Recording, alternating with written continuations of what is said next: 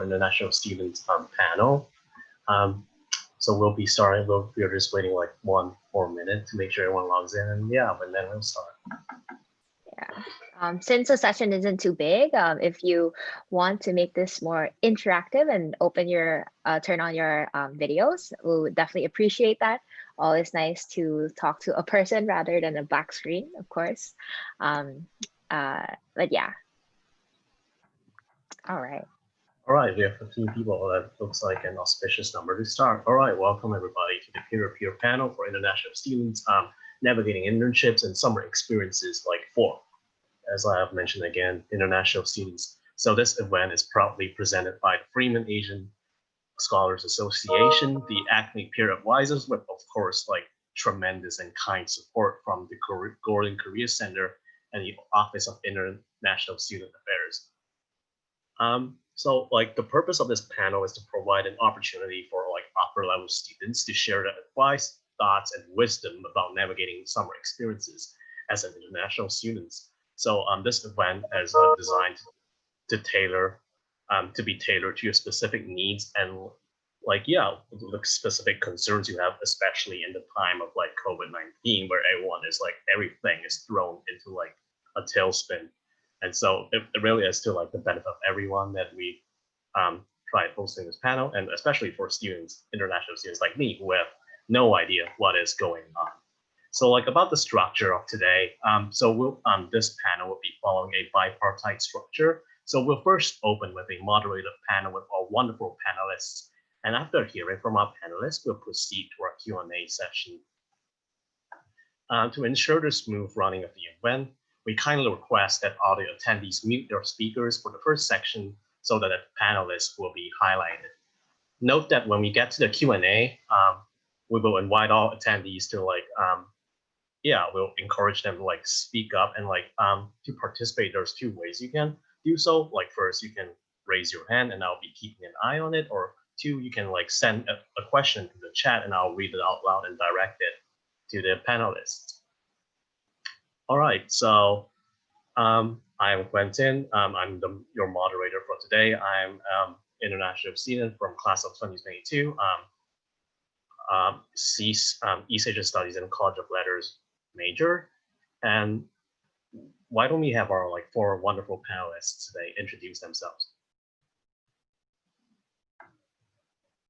Sorry, before we begin, this panel is going to be recorded just for everyone's knowledge. Yeah. All right. Okay, so I think I'm up first. But to check, is my mic working? It was kind of glitching earlier. Okay, perfect. Hi, I'm Rama. I'm an international student. I'm a senior from Manila, Philippines. I'm double majoring in the College of Letters and Philosophy, and I'm interested in pursuing a career in academia with a focus on Asian American / Asian diaspora studies and post-colonial studies. In 2019, I was a visiting researcher at the American Historical Collection, the largest collection of archival material pertaining to the United States presence in the Philippines, with the exception of the US Library of Congress. In 2020, I presented my archival work at 2 academic conferences as a member of Wesleyan's inaugural cohort of digital scholarship fellows. I'm currently applying to grad schools in English.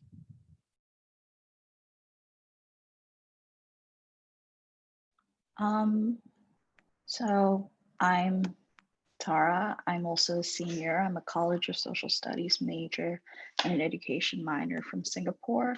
I'm interested in going to law school, postgrad, and from there getting a career in public interest and international human rights law.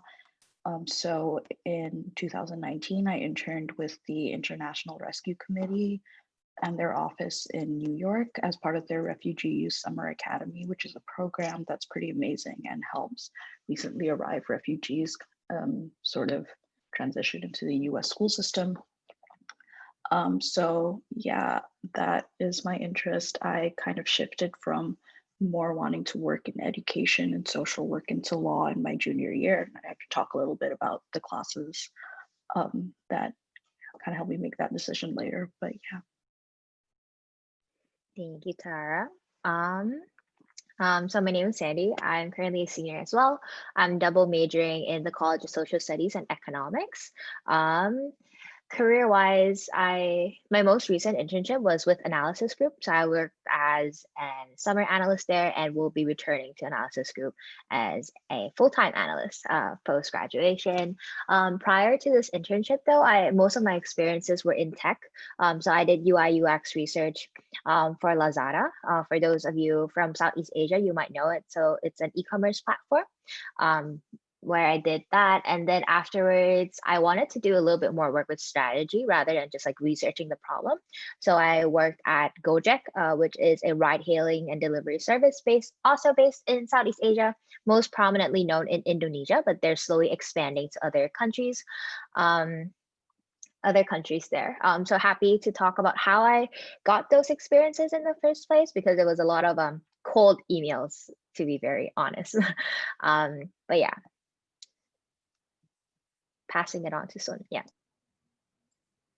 Yeah, hey guys. I am a senior majoring in economics and computer science. And my freshman summer, I interned at the QAC on campus. And then my sophomore summer, I was also on campus interning for the Wesleyan Investment Office. And then last summer, my junior summer, I interned remotely for City's New York City office. And after I graduate, I'll be returning to the New York City office to work. So yeah, happy to answer any questions about anything. All right, a kind thank you to our panelists for introducing themselves. So without further ado, let us get on with the moderator questions sections. All right, so the first question I have pertains to your motivations for applying to your internships or experiences. How did you know your internship was the one, and what were the factors that led to your decisions? Yeah. So the summer after my sophomore year, I suppose, is traditionally the first summer one kind of starts to consider internships, etc.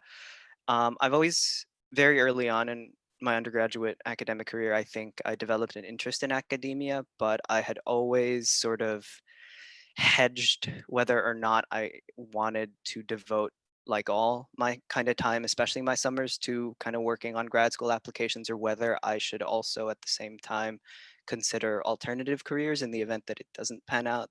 Like, the job market is not particularly great, I'd say, for academia, so I've been told. So contingencies were always a thing.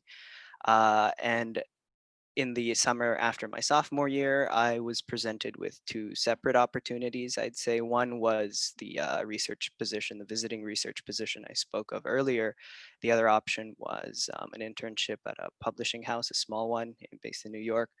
Ultimately, though, I think I decided that if I wanted to apply to academia, I should bite the proverbial bullet and kind of just go for it. I was told that traditionally research experience in the humanities was not technically a prerequisite for grad school, but I figured it would also be a great opportunity to figure out early on in my undergraduate career whether or not I really was interested in this. And so with the help of a professor mentor of mine, Professor Tololian in the College of Letters, who works a lot on diaspora studies, we kind of set up a tutorial type system which would allow me to kind of send emails to different archives and research institutions outside Wesleyan through this sort of in some official capacity, since it was in collaboration with a professor. And so that's kind of how I chose to do that internship over the other. I really felt that sort of I really do want to go into academia, and I felt early on, and I still do feel early on, currently applying to grad schools and nothing but grad schools for like after I graduate, that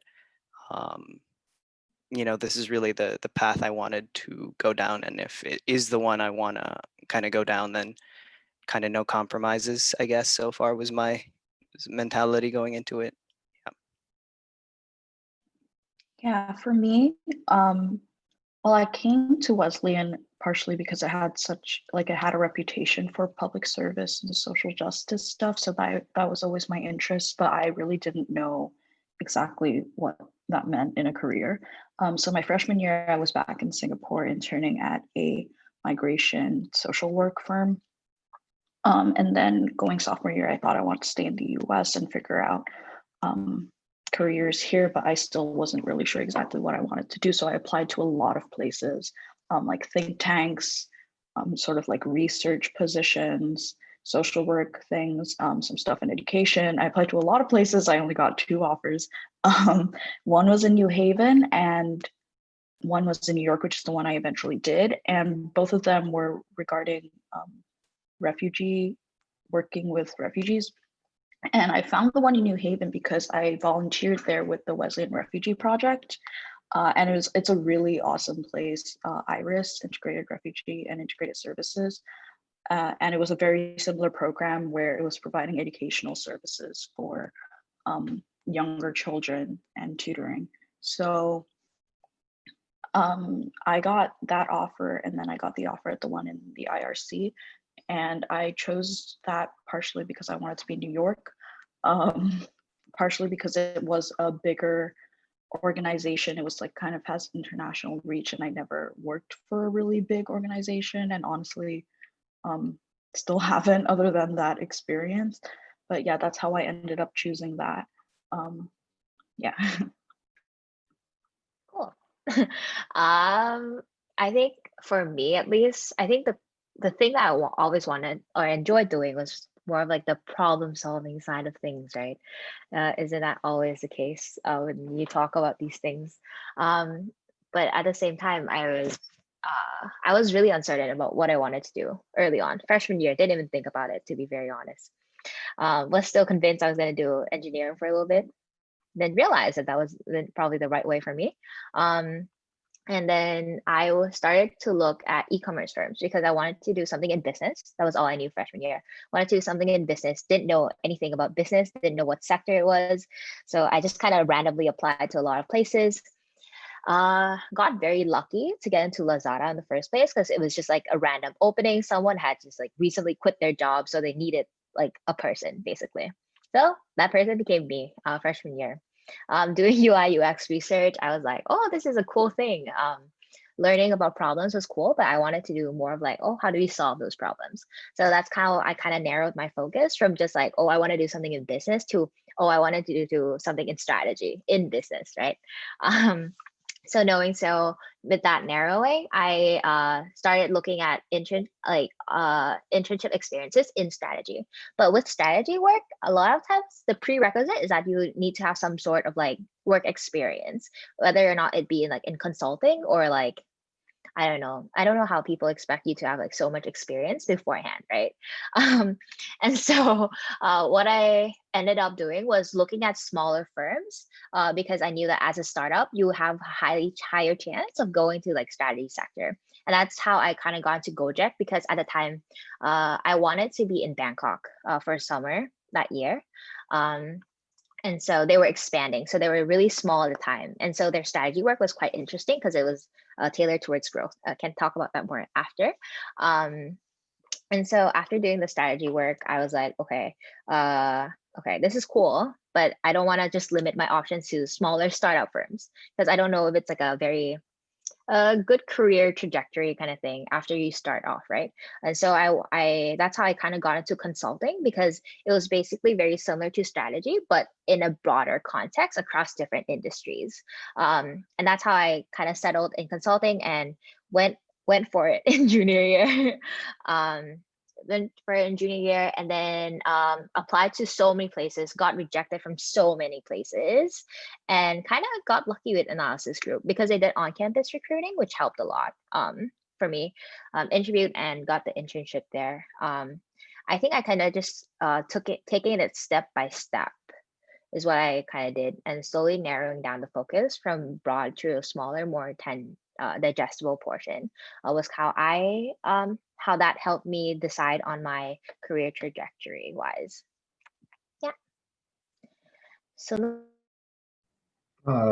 Yeah, so for me, the way I found out that my internships were the ones, I guess, was that I think the key factor was that I reached out to many people just to hear what the work was about, whether it was meaningful for me, whether it was impactful, and whether I found it interesting. And the weird thing is you have to have so much confidence and clarity about why you want to do the internship, like wherever you're applying, unless it's like, I guess, unless it's like software engineering or something, without actually having done it.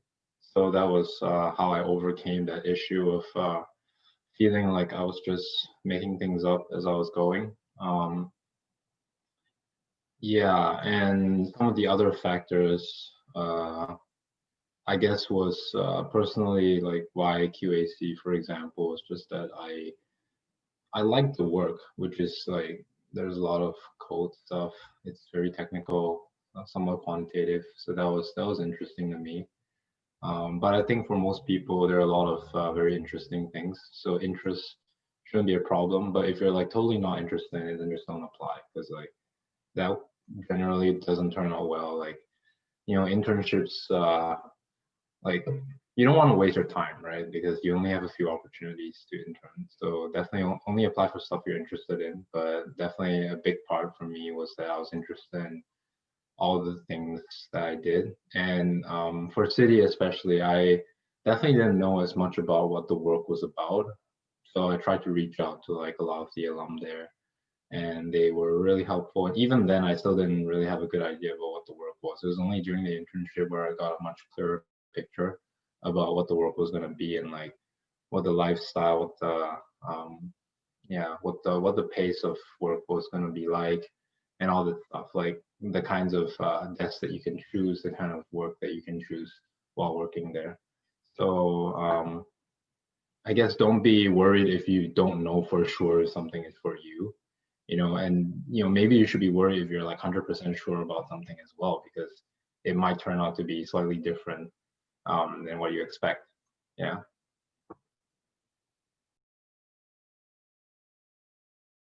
All right, thank you.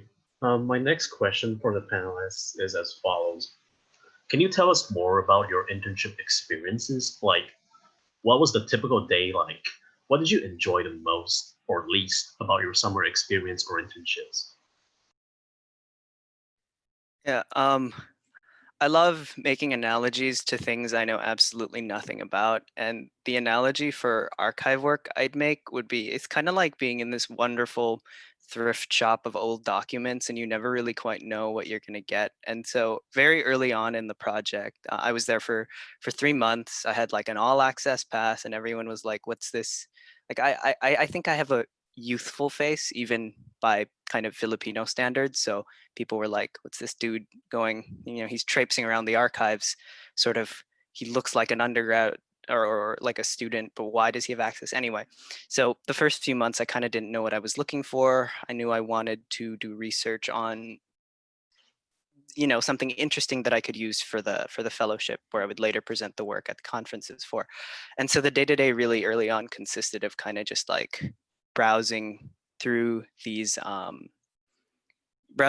archives that were, I have to admit, not particularly well organized, but I suppose that was part of the fun. It's kind of the archivist and yourself, both of you don't really quite know what's going on. They're very old, and over the more time I spent there, the more I felt myself getting familiar with the material that was of academic consequence, but also personal kind of consequence because it documented the history of the historical exchange between the United States and the Philippines, which myself, as an international student from the Philippines in the US, felt a stronger connection to now that I was an undergrad and kind of going through sort of the modern version of that experience.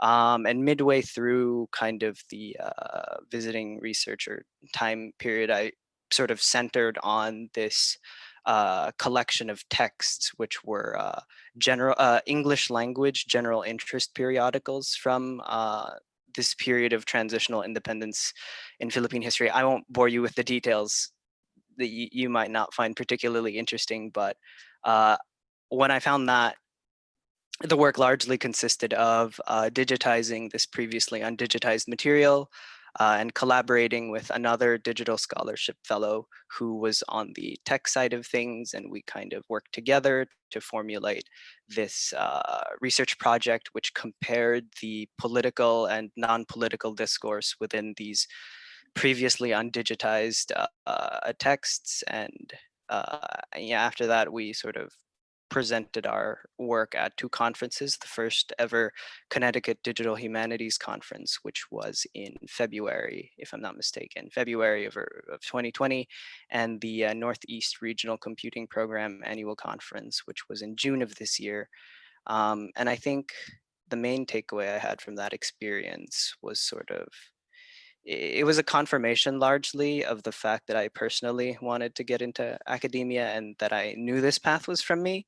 And I think that, as I said earlier, and I'm generalizing here, of course, what I've gotten from professors and advisors is that doing research in the humanities isn't necessarily a prerequisite for admission into grad school, but I highly, highly recommend if if one has the opportunity to kind of take a stab at it yourself to really see what it's about and whether or not it is for you. And it proved to be a wonderful experience for me. And so I'd recommend that definitely.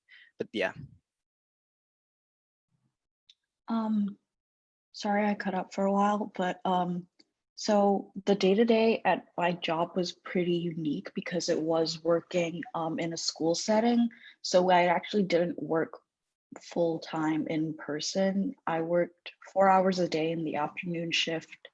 And then I was in the classroom, which was amazing because they were kindergartners to grade 1. They were so cute. It was in the classroom. It was all kinds of different things every day, like revolving around teaching. You kind of serve as a mentor when you're interning in that position.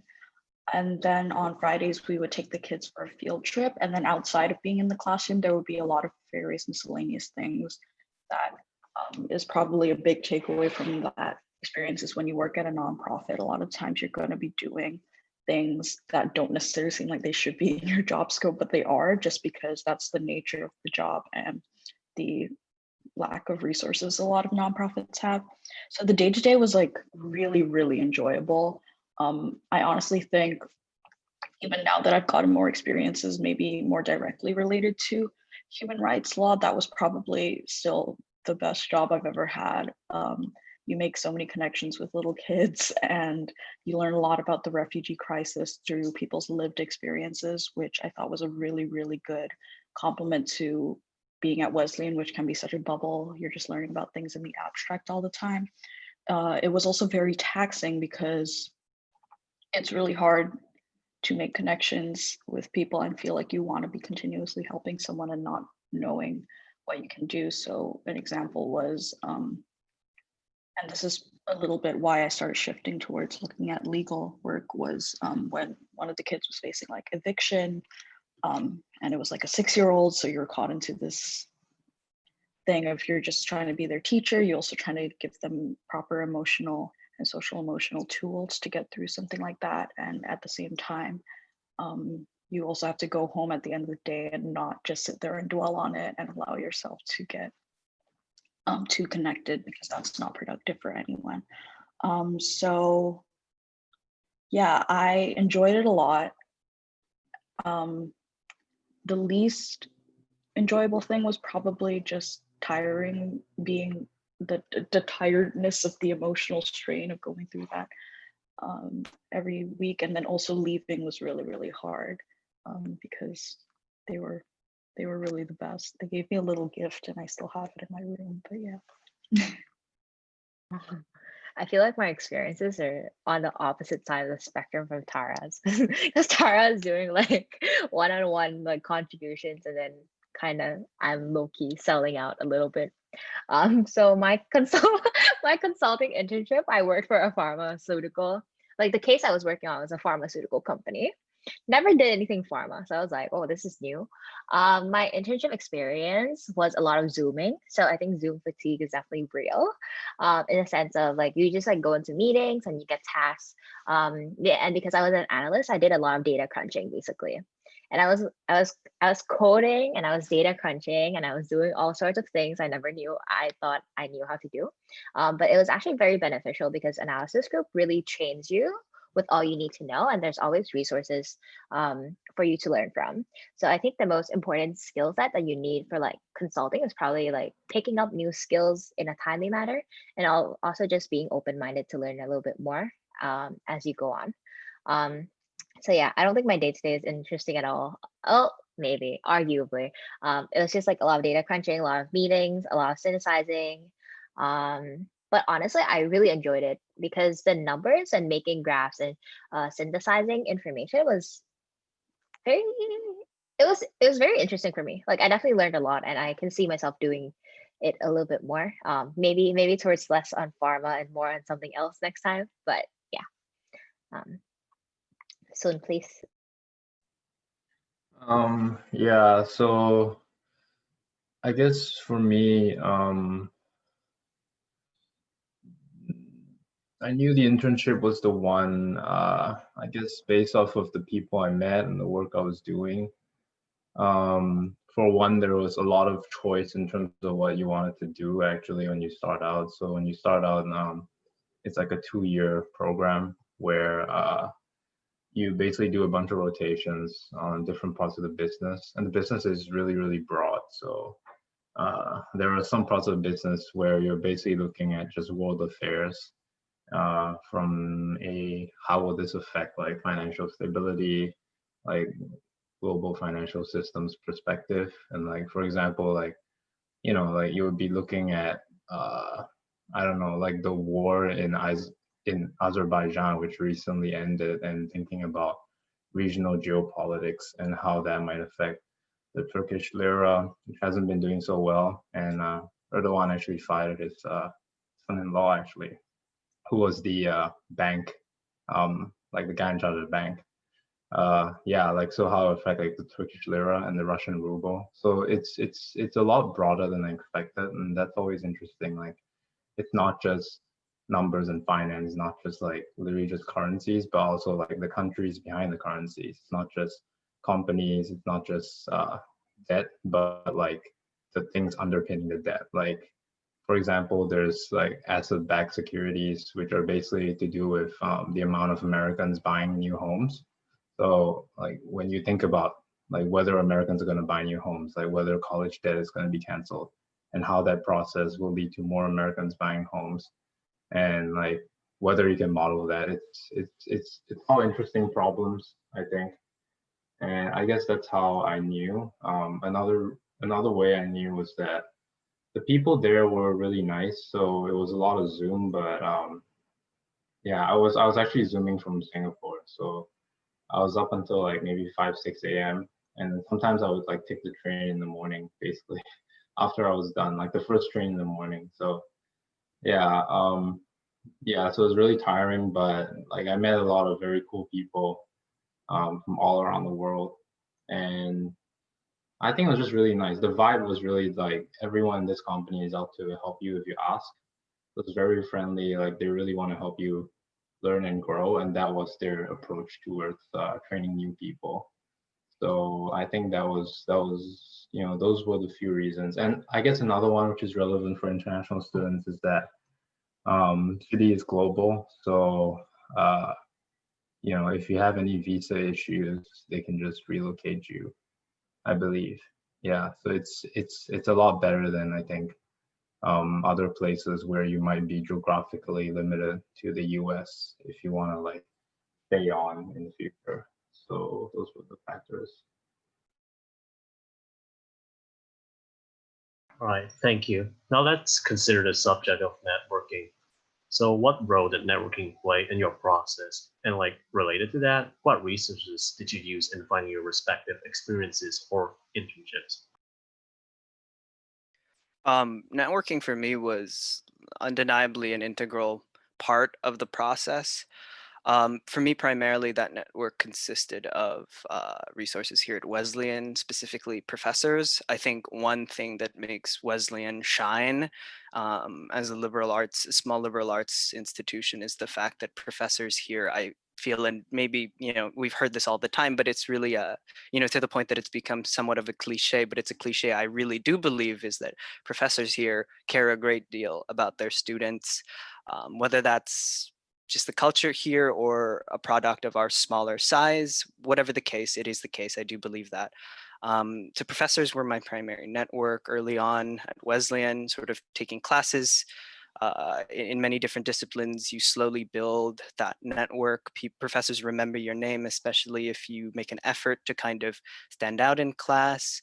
And of course, this is difficult now, but prior to COVID, you could always sort of, well, I personally always felt comfortable kind of walking into office hours, even for professors I hadn't had in a while. And sometimes professors I'd never taken classes with. It's sort of just this fun experience browsing kind of Wes Maps or Wes Portal and stuff, and looking what professors are working on. And if anybody's particular research interests strike you as interesting, kind of just walk in and have a conversation. And in the 3.5 years I've been here, I've yet to have an experience where professors kind of just sent me packing like, shoo, I'm busy. So far, it's been very receptive. And again, I say that it's unfortunate that we can't do this with COVID anymore. But that for me was really an integral part. The identifying which archives might be, or which kind of research opportunities might be best given my interests, that largely came about as the result of consistent and continuous dialogue with these professors who were always so generous with their time and energy. And I think if I could sum it up in a soundbite, at least for those who might be interested in research in the humanities, or even in other disciplines, I imagine, like in STEM and the social sciences. Find a professor or find faculty members here whose work you believe in, and if you can get them to believe in your work, that relationship, I think, is one that will open up a lot of doors, and a lot of doors you might not have had considered previously. Yeah, for me, I'm not good at networking. I wasn't then, I'm still not now. And honestly, I did a lot of just like sending applications from stuff I saw on the internet. And I think it would have been better had I actually networked and tried to talk to people at the companies. That's probably why I got so many rejections, because I had no idea what I was doing. But there's also like a less intimidating form of networking, which I think I did through working with like the Wesleyan Refugee Project and various other volunteering things, where you're just kind of like volunteering and getting to know someone without that backdrop and pressure. And that's how I ended up getting the offer in New Haven. But for the thing I actually ended up doing in New York, I kind of just sent my application in. I saw it on like Google job search or something. And then I sent my application in. I did talk to one student here who had worked at that organization, but they were in Baltimore, so it didn't end up actually matching up, but that was still very useful. So back then I wasn't networking that much. Now with the law school applications and stuff, I don't know if that's something of interest, but definitely been doing a lot more reaching out to alumni who are currently in law school, talking to professors who have had those experiences. Like Rama said, I think like keeping connections with professors is really interesting. It's just interesting, but also, if you need a reference, and you're in contact with someone, they're more likely to write you a good reference.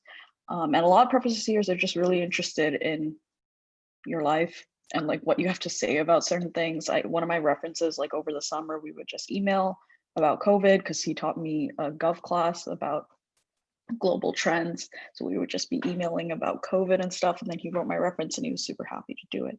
So I think professors are a really good way to start.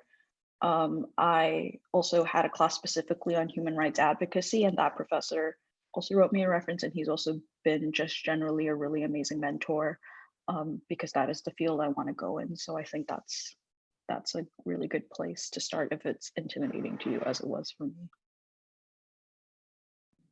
All right. On the more corporate side of things, I guess, networking is definitely super, super important. And I don't think anyone should ever like negate its importance. I think finding internships back home as an international student was definitely very tricky because you don't necessarily have like a handshake for like foreign jobs, right? So what I ended up relying on a lot was LinkedIn. It was a lot of searches, a lot of like looking at people's profiles. I think what I ended up doing was looking at people who are like graduated or have like full-time jobs, and like if you see that they're doing a job that you want to do, you can go back to look at their past experiences to kind of like get a better sense of how did they position themselves in order to get to where they were. So because I was like, okay, I'm going to do consulting. So I looked at consultants' profiles on LinkedIn and I was like, okay, what kind of experiences did they do that led them to make those decisions, right? And a lot of them did like strategy work, research jobs. So that's how I kind of like aligned myself there. And in order to get those experiences, I relied a lot. So once I had a better idea of what I wanted to do, I started questioning who should I be sending these things to. So I looked up a lot of recruiters on LinkedIn. If that didn't work, I also sent a lot of cold emails. It's very tiring, and I think it can be a lot of rejections. But I think my internship with Lazada actually panned out in terms of cold emails because the recruiter did get back to me. But for my sophomore internship, I actually learned of the firm from an upperclassman, an alum, a Freeman alum who was in Indonesia, and he was like, "Oh, Gojek was expanding to Bangkok. You should reach out." And so knowing that they were reaching out, I then asked myself like, "Oh, who do I contact then?" So I did some research and then got some names, and then I linked in those people, but then they didn't respond. So what I did then was looked at their network and see who they're connected to and see if I can get an introduction, which I did. So that's how I got my sophomore internship then. So super important to network. And I think it's like, don't get discouraged if you don't get a reply. And I think the thing you should ask yourself or pose for yourself is like, how do I best position myself to get into the contact with the person I need to? So that's how I did that for the freshman and sophomore year. For junior year, it was a little simpler because it was on-campus recruiting, but I did network in a sense of to talk to alums to determine whether or not this was something I actually wanted to do. I think West alums are very, very helpful, and they're just like willing to take calls with you all the time. So I think I think the trickiest part is to reach out. And I understand the feeling of like, oh my God, I don't want to press send this email or like send this text or hey, this chat on like LinkedIn. But like, just do it. It's like, just get over it and then you do it. And I hope it turns out well for you guys as well. But yeah. Yeah, for me, yeah, networking is important. Just to reiterate what everyone else has been saying. It's but obviously you have to prepare for it. Like the first few times I networked, I fully had a script, and then I was nervous as hell, but at least it was a script. There's a baseline as to how bad it could get, so it wasn't that bad. But it was like really stiff, really rigid. So over time, I got better at it. I made sure to like call like people who are like less relevant at first. You don't want your first call to be someone really important. Yeah, so I would start off with like people lower down like the corporate chain, and people maybe just graduate. It's a lot easier to vibe with them. And then later on, like when you talk to people more senior, then you can end up mentioning those people, right? If it gets awkward, like oh, like X mentioned this, and like I was wondering what your take is on it. So it's an acquired skill. Like you'll definitely get better at it. It's just obviously it's difficult to develop those skills as a student just because you're not working. I'm sure when you start working, like it will become really routine and normal. But because it's so helpful, I would encourage everyone to do it. And another thing is like Wesleyan alumni are all really friendly because the school is really small and there aren't many people in a lot of fields. And generally, they're really happy to hear from Wesleyan students. Like it also feels as if cold emailing isn't really cold emailing. At like when you're emailing a Wesleyan alumnus because they just feel so much closer to you. They feel so much friendlier. It's not like you're in NYU and like there are like 500,000 alumni or whatever. Like you're at Wesleyan and there are only 3,000 students. So That was another thing. Yeah, so for me, like, I definitely emailed a lot of people. Like, they brought me to the office to take a look. It was definitely stressful. I ended up preparing for it, like think about talking points, bring the notebook, take notes, all that stuff. Largely for show actually, but anyway. Yeah, so that was another huge perk, because in the interview you can end up being a lot more genuine about why you want to work for that place, and things you actually notice about that place, things you actually know about the place for a fact because someone told you about it. So again, like, you have to overcome that issue of seeming like insincere or like not really knowing what you're talking about. And the best way is just to talk to people who currently work there. Yeah. So yeah. All right, a warm thank you to all our panelists, and that concludes the first section of our panel. So moving on, we'll be proceeding into the Q&A section of this panel. So to all the participants, you may now turn your videos on, and again, if you have any questions, like feel free to just raise your hands and I'll call on you, or if you have any questions, you can just send them in the chat and I'll read them aloud for you.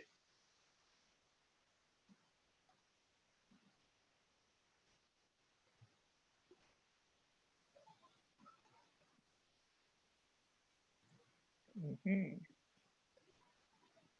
Maybe I'll ask a question to my fellow panelists here as well.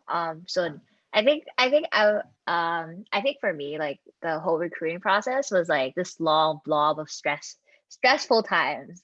And I think Sun also talked about how this was a very stressful time for him as well.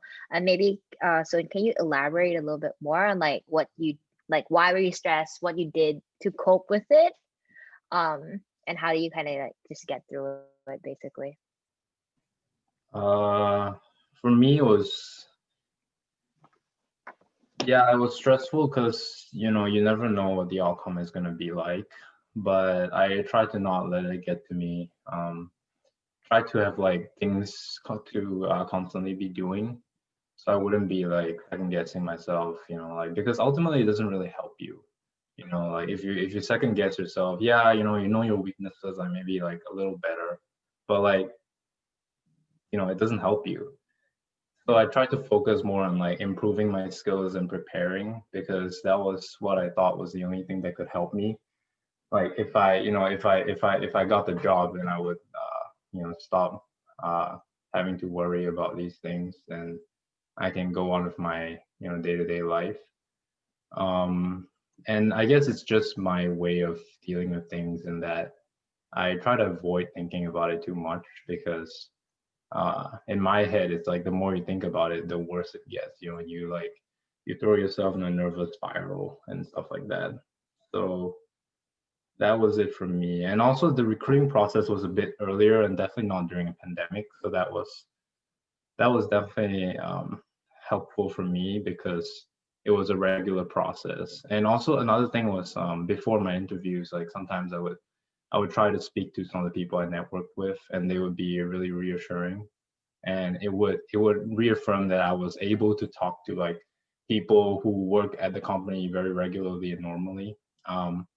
I felt a lot more confident going in, that like the people who were interviewing me were not some unknown quantity, but just like quite similar to people I had already networked with. And so it's actually like networking can be a type of preparation as well, essentially, is what I'm saying.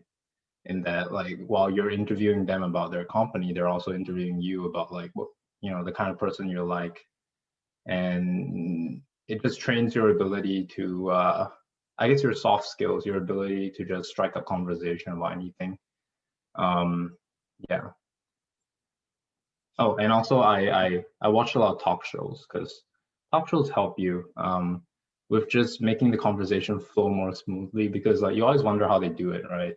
Like how like Wendy Williams does it. But they have a way of words. They have like things they constantly do to make the conversation flow better.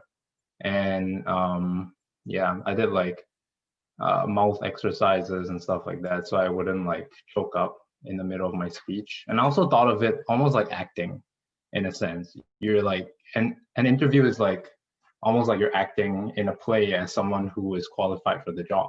So just like try to do that, I guess. I suck at acting, but like, the more you practice, basically the better you get. So that's my take on it.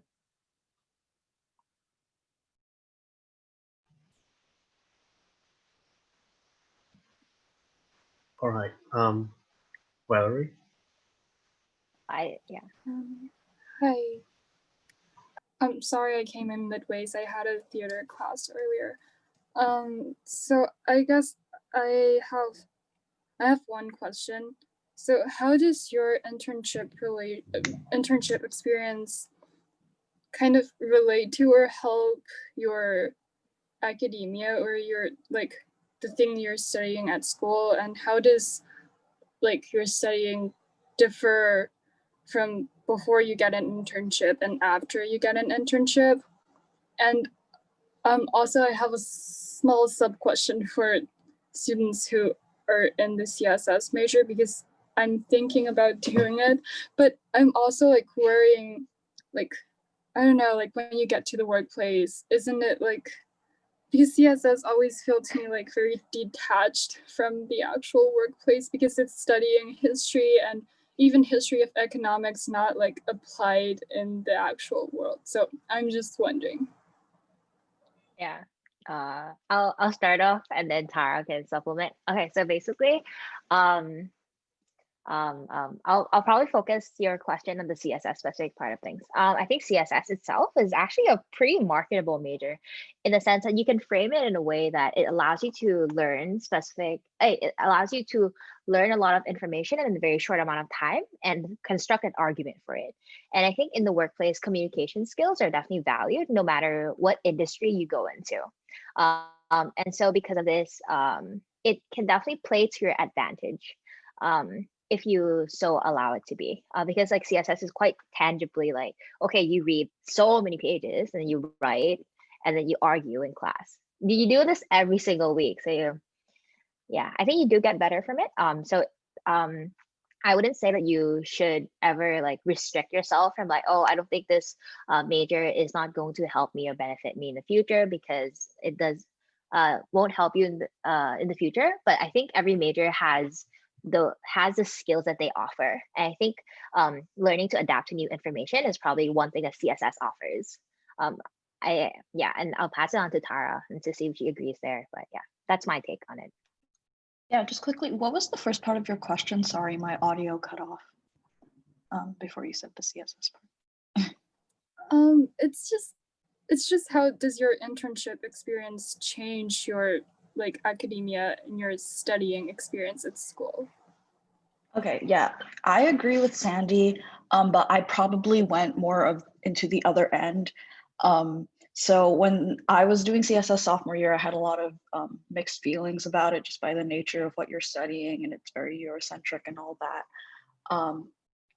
And I was in that mindset, so that's why I applied to so many think tanks and policy jobs, because that's what a lot of my fellow CSSers were applying to.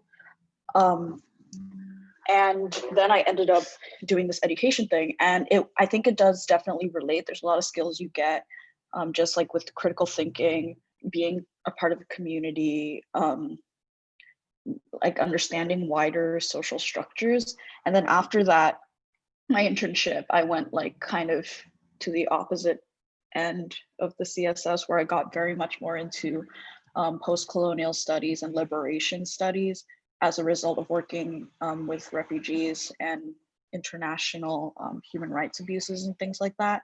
So after that, it really probably did change the way I approached academia. I began to seek more experiences where I had direct interactions with people, because I realized that's something I really liked. And you're right that CSS is in that way very abstract and hard to apply with personal skills, but I think you can find ways to complement it. And I also would just say, do what you're interested in.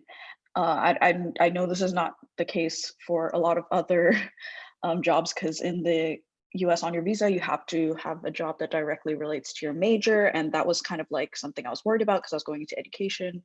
But yeah, I think do what you are interested in, because like Sandy says, all majors have kind of a way to apply it. If you're looking for a specific job, or if you're going to finance or something like that, it's a lot more strict. But if you're more like me, more interested in kind of the nonprofit sector, you get a lot of skills just from being in a university setting and thinking about society in like a social science major. So yeah. Thank you.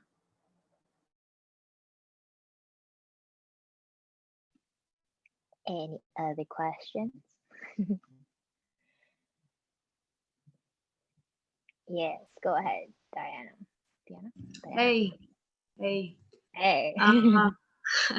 So my question is, how your status as an international student, you think, affected the employee's choice? Like, do you feel like it was an advantage or a disadvantage? And how did you like pitch yourself? Did you use your status as an international student? Did you not? Like, how does it help or not help?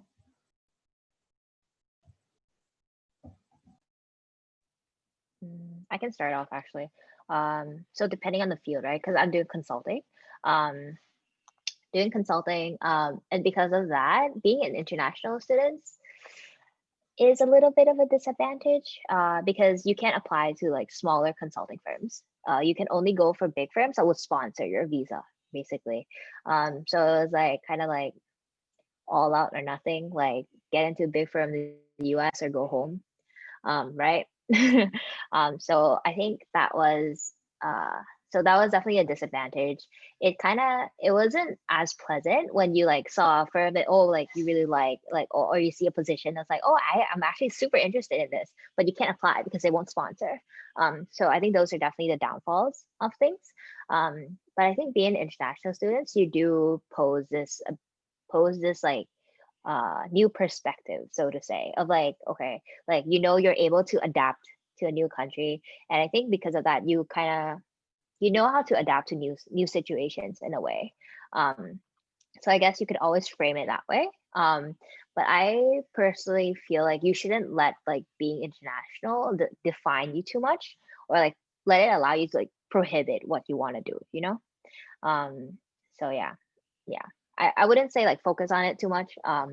But like of course there are certain disadvantages because there are some firms that you just won't be able to apply to. But this also depends on your industry. I know like in finance, you're able to apply to a lot more firms because I think sponsorship is a lot more frequent there. But yeah. Yeah, and I mean, if Trump steps down, then a Biden presidency should be a little better for international students as well. So there's that to look forward to. But yeah, to reiterate, I think there are certain industries where it's just a lot more important to be in the United States. And I'm lucky that finance is like more decentralized and getting more decentralized over time. But like, for example, like, if you want to do like technology, if you want to do like coding, software engineering, you have to be either like, I don't know, like in China or like in the US, because everywhere else is just like playing subordinate roles to like what's happening in those centers. So like I'm pretty sure like if you want to do like media or whatever, like obviously the best jobs are all in like Los Angeles. So there's that to think about as well. Like your choice of a career may end up restricting where you have to be in the future. So yeah. Yeah, I was. Oh, I'm sorry. I would just quickly add, like, I get a lot of questions. I've gotten a lot of questions in interviews that's like, how do you interact with people from different backgrounds, or how do you work in a team with people with diverse opinions? And being international helps with that. Like answering that question, you have like an easy way to approach that. That being said, I do think like it is harder, and that is just like the nature of it. But like Sandy says, you can kind of use it to your advantage. All right, thank you so much. I think we have time for one more question.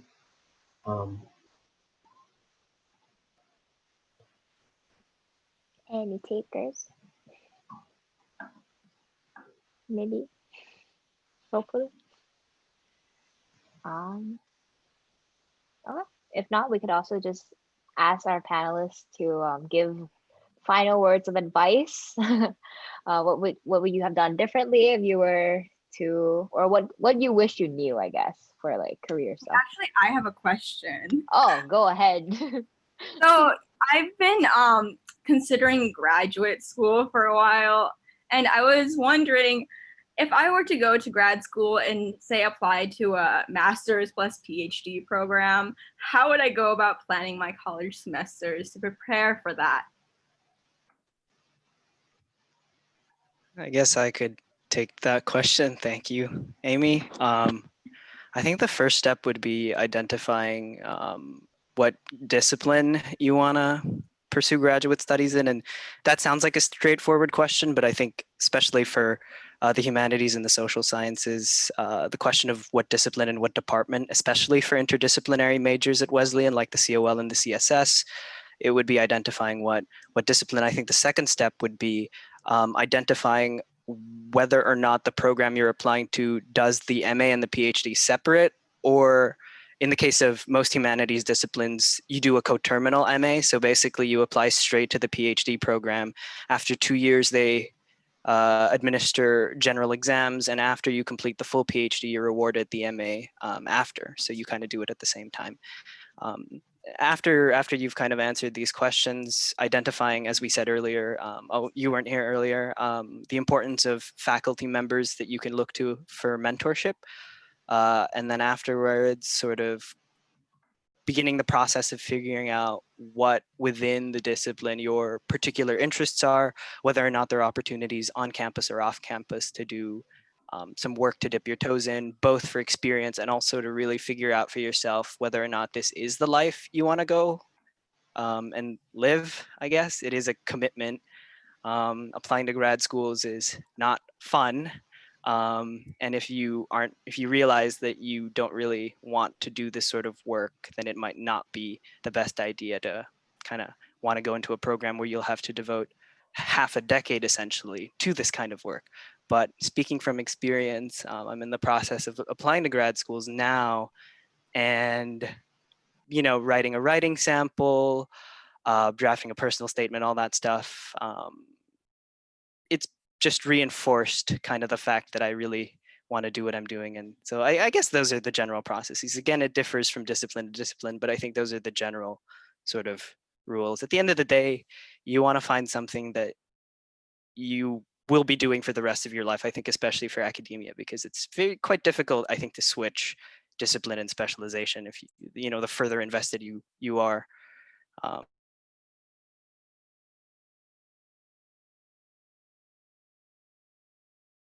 Something that you're interested in and you think makes an impact. All right. So we have like one last question from Gum.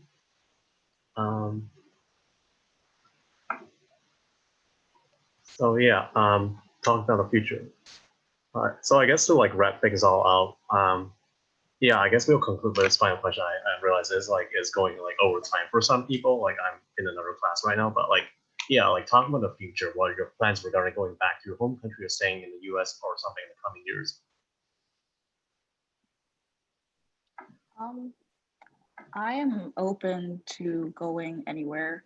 When I spoke to my professor of human rights advocacy, he was like, if you want to work in human rights, like you're going to be moving around probably. So I'm open to anything. I'm applying to law schools in the US right now, partially because a lot of them have international reach.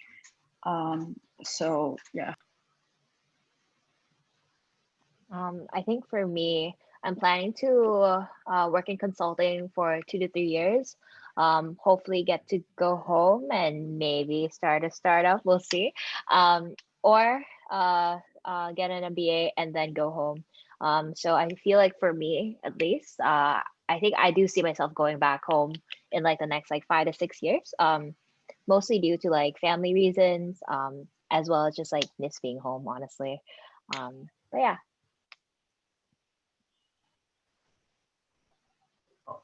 Sun and Rama. All right. Any last thoughts? Oh, I don't know. I might go home. We'll see. Open to all possibilities. Too early to tell. Yeah, I kind of Oh. don't want to go home if I'm being honest, but I guess one must be adaptable in these times. Yeah, that's basically it for me.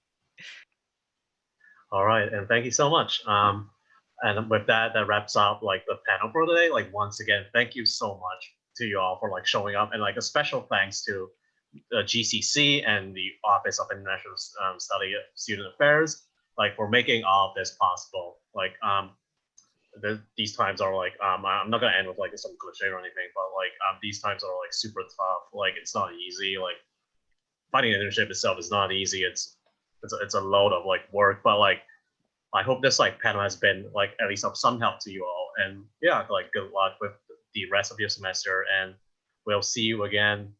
Well, some of you next year. All right, thank you so much. Quentin and Sandy, thank you so much for making this possible today. Thank you, everyone. Thank you. Thank you. Yeah.